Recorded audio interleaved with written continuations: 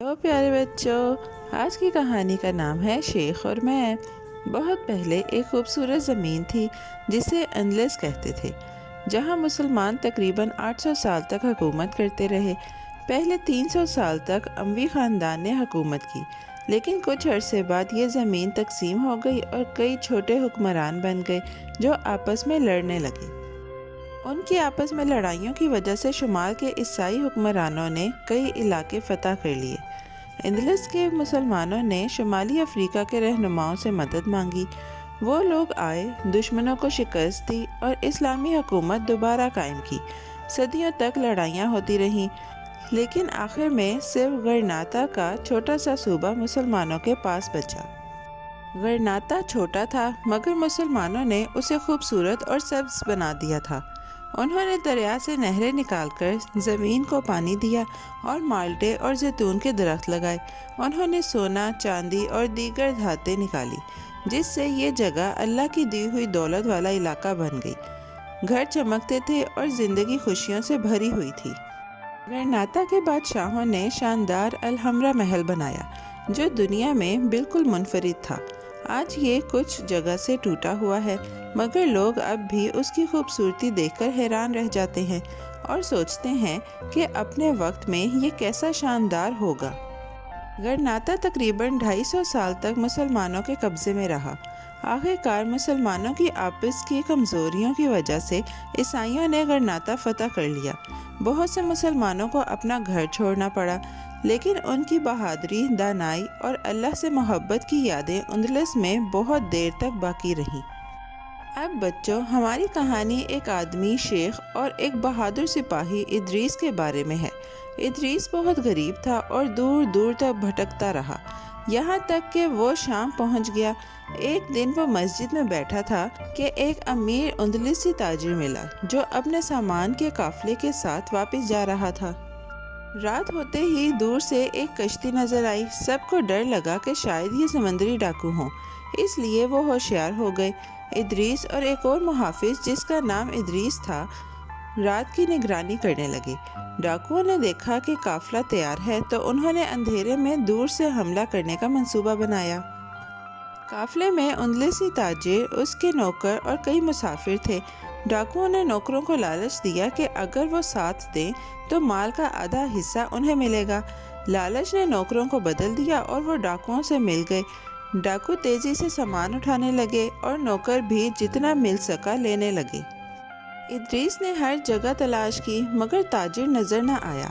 آخر وہ تاجر کے خیمے کی طرف بھاگا اور دیکھا کہ وہ بندھا ہوا ہے اور کچھ حبشی صندوق سے سونا، چاندی اور زیور نکال رہے ہیں۔ ادریس نے بہادری سے ڈاکوؤں پر حملہ کیا، ایک کو مار گرایا اور تاجر کو آزاد کر دیا۔ تاجر نے تلوار اٹھائی اور لڑائی میں شامل ہو گیا۔ اس نے جلدی سے 3 ڈاکو مار دیے، باقی سب ڈر کر بھاگ گئے۔ جب صبح ہوئی تو قافلے نے اپنا سامان دیکھا۔ ادریس اور تاجر کی بہادری کی وجہ سے سب خزانے بچ گئے تھے۔ زخمیوں کا علاج ہوا اور وہ اپنا سفر جاری رکھا۔ اندلسی تاجر ادریس کا بہت شکر گزار تھا۔ جب وہ گھر پہنچے تو تاجر نے اپنی ساری تجارت ادریس کے حوالے کر دی۔ ایمانداری اور محنت سے ادریس کا کاروبار پھلنے پھولنے لگا اور کھوئے ہوئے خزانے کئی بار واپس آ گئے۔ کئی سالوں بعد ادریس امیر ہو گیا اور اس کا ایک بیٹا ہوا جس کا نام اسحاق تھا۔ اسحاق کو پڑھنا، لکھنا، کشتی اور فوجی تربیت دی گئی۔ وہ خوبصورت، مضبوط اور تیر اندازی اور گھوڑے کی سواری میں ماہر ہو گیا۔ اس کی شہرت ہر جگہ پھیل گئی اور اس کے ماں باپ بڑھاپے میں بھی اسے دیکھ کر جوانی جیسا لطف محسوس کرتے تھے۔ ایک عید الفطر کے دن اسحاق کی ٹکر ایک عیسائی سے لگ گئی۔ اسحاق نے نرمی سے معافی مانگی، مگر وہ آدمی غصے میں آ گیا اور اسلام کو برا کہنے لگا۔ اسحاق نے صبر کیا، لیکن جب وہ آدمی بار بار اسے چھیڑتا رہا تو اسحاق نے غصے میں اسے خبردار کیا۔ عیسائی نے چھری نکالی اور فوراً اسحاق کو مار ڈالا۔ رات ہو گئی اور وہ آدمی بھاگ گیا۔ ادریس کے گھر مہمان آئے ہوئے تھے اور اسے خون سے لت پت ایک اجنبی کی خبر ملی۔ ادریس نے اسے تسلی دی اور رات بھر اسے چھپا کر رکھا۔ اگلے دن ادریس نے عیسائی سے پوچھا تو اس نے سب سچ بتا دیا۔ ادریس نے دانائی اور نرمی سے اسے پیسے اور کھانا دیا اور کہا تم نے برا کیا ہے مگر اس زمین سے سیفلی چلے جاؤ۔ ان دنوں اندلس کا بادشاہ ایک علم دوست حکمران تھا جس کا نام حاکم ثانی تھا۔ اس کی لائبریری میں کچھ لاکھ کتابیں تھیں اور وہ خود بھی کئی کتابیں پڑھتا تھا اور حاشیے میں نوٹ لکھتا تھا۔ اس کی حکومت میں ملک خوشحال، خزانہ بھرا ہوا اور لوگ امن میں رہتے تھے۔ دنیا بھر کے فنکار، عالم اور تاجر اندلس آتے تھے۔ جہاز سامان لے کر ہندوستان، چین اور افریقہ جاتے تھے۔ دارالحکومت قرطبہ دریائے وادی الکبیر کے کنارے تھا اور اس کے ارد گرد مالٹے اور زیتون کے باغ تھے۔ شامیں موسیقی، شاعری، کھیل تماشے اور خوشی کی محفلوں سے روشن رہتی تھیں۔ ایک شام 5 نوجوان باغ میں تالاب کے پاس بیٹھے تھے۔ 4 ہنس رہے تھے مگر 5واں نوجوان محمد بن ابی امیر خاموش بیٹھا سوچ رہا تھا۔ ایک دوست نے پوچھا کہ وہ کیا سوچ رہا ہے؟ محمد نے جواب دیا کہ وہ ایک دن اس ملک پر حکومت کرے گا اور سب اس کی عزت کریں گے۔ دوستوں نے اپنے اپنے خواب بتائے۔ ایک مالکہ کا حاکم بننا چاہتا تھا، دوسرا بازار کا نگران، تیسرا شہر کی ساری خوشیاں چاہتا تھا اور چوتھا مذاق میں بولا کہ اگر محمد بادشاہ بن گیا تو اس سے شہد لگا کر گدھے پر بٹھا کر گھمایا جائے۔ محمد ہنسا اور وعدہ کیا کہ وہ سب کی خواہشیں پوری کرے گا۔ محمد بن ابی عامر نے محنت کی۔ پہلے وہ قاضی کا نائب بنا، پھر شہزادہ ہشام کے مال و اسباب کا نگران ہوا اور پھر اسے سکے بنانے کا افسر بنایا گیا۔ وہ عقل مند اور محنتی تھا اور لوگ اسے پسند کرنے لگے۔ آخر کار وہ پولیس کا سردار بن گیا۔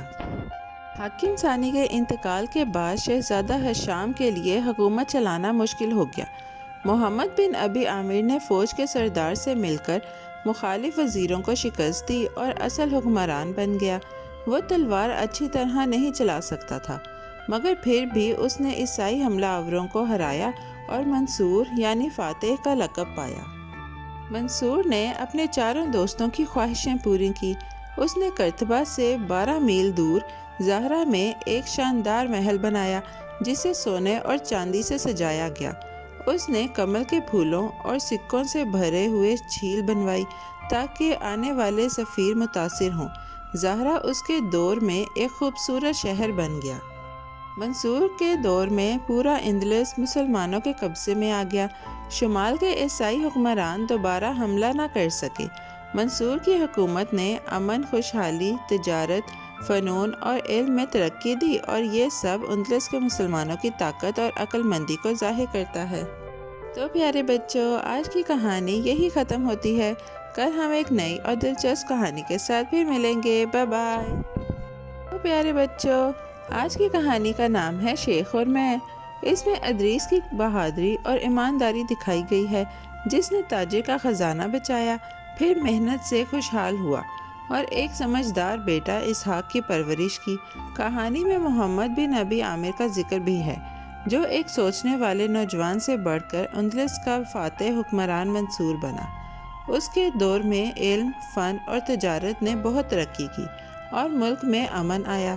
یہ کہانی ہمیں بہادری، سچائی، عقل مندی اور صبر کی خوبیاں سکھاتی ہے اور بتاتی ہے کہ ہمت اور نیکی سے مشکل وقت بھی آسان ہو جاتا ہے۔ پوری کہانی جاننے کے لیے میرے چینل کو لائک، شیئر اور سبسکرائب کرنا نہ بھولیں۔ Bye bye. میرے بچوں، کیسی لگی آپ کو یہ کہانی؟ ایسی ہی مزیدار کہانیاں سننے کے لیے ہمارے چینل کو لائک، سبسکرائب اور شیئر کرنا مت بھولیے گا۔ Bye bye.